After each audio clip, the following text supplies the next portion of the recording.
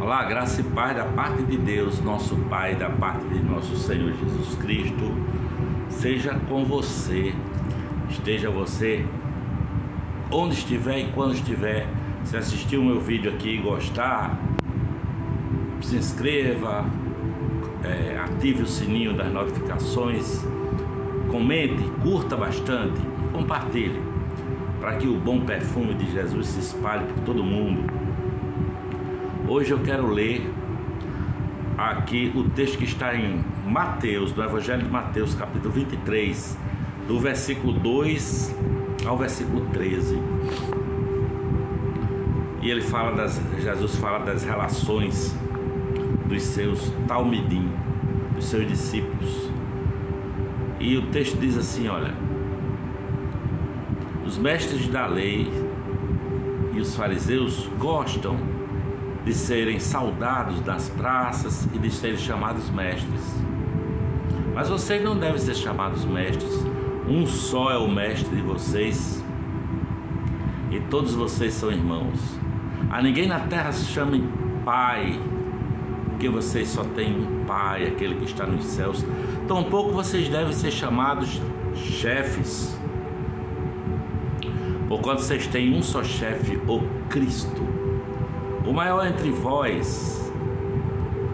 vocês deverá ser servo, pois todo aquele que a si mesmo se exaltar será humilhado, e todo aquele que a si mesmo se humilhar será exaltado. Ai de vocês, mestres da lei e fariseus hipócritas, vocês fecham o reino dos céus diante dos homens, vocês mesmos não entram, nem deixam entrar aqueles que gostariam de fazê-lo. Mateus 23, do versículo 2 ao versículo 13. Jesus está tratando dos relacionamentos dos seus talmidim. Mais uma vez, ele usa negativamente o exemplo dos fariseus, depois de deixar clara a incoerência entre suas palavras e suas ações, advertindo o perigo de uma espiritualidade mais ocupada com o aplauso humano do que com a aprovação divina,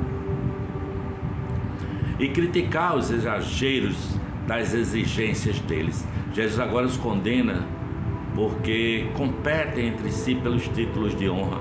Jesus diz algo como assim: vejam, vocês precisam perceber que só há uma pessoa acima de vocês, que é Deus entre vocês. Vocês são todos iguais. De fato, se há apenas um mestre, todos somos discípulos, aprendizes, talmidim desse mestre. E se há apenas um pai, todos somos irmãos. Se há apenas um senhor, apenas um chefe, nós todos somos servos dele. A tentativa de nós buscarmos um lugar de superioridade em relação aos outros é o que estraga a nossa vivência de fé e acaba comprometendo a legitimidade da nossa experiência espiritual, porque não mais estaremos ocupados da fraternidade e passaremos a buscar um lugar de destaque solitário e individualista, né? Quem tenta se sobressair entre seus irmãos, se mostrar superior aos pais, ser a estrela da família e da comunidade da fé, acaba desenvolvendo uma imagem falsa de si mesmo, isto é, acaba perdendo de vista a vida de comunhão. Nós somos todos iguais. Iguais em essência, iguais em valor, devemos ser iguais também na maneira como nos tratamos uns aos outros, e como nós nos relacionamos uns com os outros. Na verdade, a recomendação de Jesus, do Evangelho, é que nem mesmo nos tratemos como iguais, mas que tratemos uns aos outros como superiores a nós mesmos. A recomendação de Jesus a seus discípulos é que eles sirvam uns aos outros, né? Jesus está nos ensinando a viver Quem deseja ser exaltado, desejo, aliás, que é questionável, né? Deve se humilhar debaixo da potente mão de Deus. Aquele que se exalta a si mesmo é humilhado por Deus. O orgulho e a vaidade são as trilhas mais curtas e mais rápidas para o fracasso e a falência existencial, pois destroem não apenas pessoas, mas também destrói relações. Esse que Jesus aí fala com os mestres fariseus, os chama de hipócritas, os fariseus, não é? Os mestres da lei.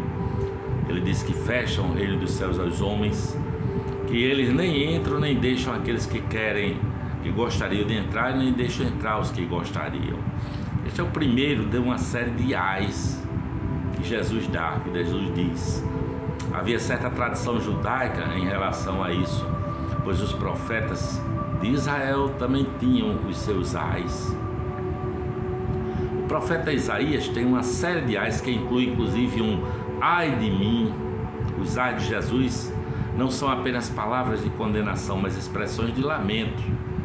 Jesus lamenta a condição dos fariseus e mestres da lei, que não entram no reino de Deus, nem deixam as pessoas entrarem. Por trás do lamento de Jesus, há uma crítica muito contundente àqueles que se julgam como donos da verdade, sabe? Especialmente verdades sagradas, e se apropriam do divino como se o divino lhes pertencesse, ou como se a única interpretação possível a respeito de Deus fosse aquela que eles próprios possuem. Jesus afirma que os maiores especialistas na Torá se apropriaram dela de uma forma equivocada e cheios de convicção. Eles tomaram o caminho largo e espaçoso, o caminho do engano. Aqueles que os seguem também estão sem a Torá. Isso faz lembrar, segundo Ed René Kivitz, no seu livro Talmidim, isso faz lembrar um comentário atribuído a Cipriano, como diz Ed René no seu livro Talmidim, o passo a passo de Jesus. Ninguém pode ter a Deus por pai se não tem a igreja por mãe. A história, entretanto, demonstra claramente que, de fato, Deus tem muitos a quem a igreja não tem. Assim como a igreja tem muitos a quem Deus não tem. Há um perigo muito grande, sabe? Quando alguém, um mestre espiritual, uma instituição ou um grupo de pessoas surge afirmando possuir a exclusividade, a preferência ou o monopólio divino. Nessas situações, as pessoas que caminham no auto-engano causam mal ainda maior, levando gente sincera a seguir seus passos rumo à perdição, rumo às trevas, à escuridão. A Bíblia Sagrada deve ser lida sob a iluminação da tradição cristã, dos ensinamentos de seus muitos intérpretes. Também deve ser lida em comunidade,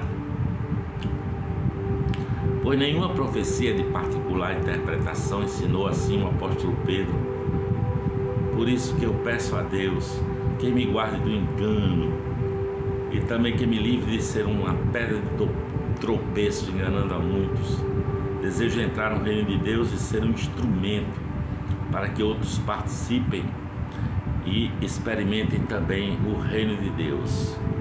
Afinal, Jesus disse que nós somos sal da terra e luz do mundo. O sal, ele se mistura com o alimento e desaparece no meio da panela da comida, né?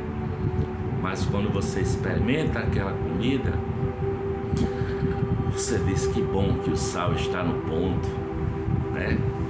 Nem tem sal demais, que fica intragável, aquele que se acha sal demais, e aí ninguém consegue aguentar, né? Na panela da vida, da existência. E nem é insosso. Sabe que tem gente que é insossa na vida, né? Então é preciso ter a medida certa para salgar a existência e ser de fato o que Jesus disse que nós somos: sal da terra e luz do mundo. Luz para iluminar as consciências através do conhecimento do Evangelho de Jesus Cristo de Nazaré, aquele que disse: eu sou a ressurreição e a vida. Tudo isso eu coloco nas mãos de Deus para que a nossa mensagem faça com que o Espírito Santo fale ao seu coração, agora e para sempre. Amém.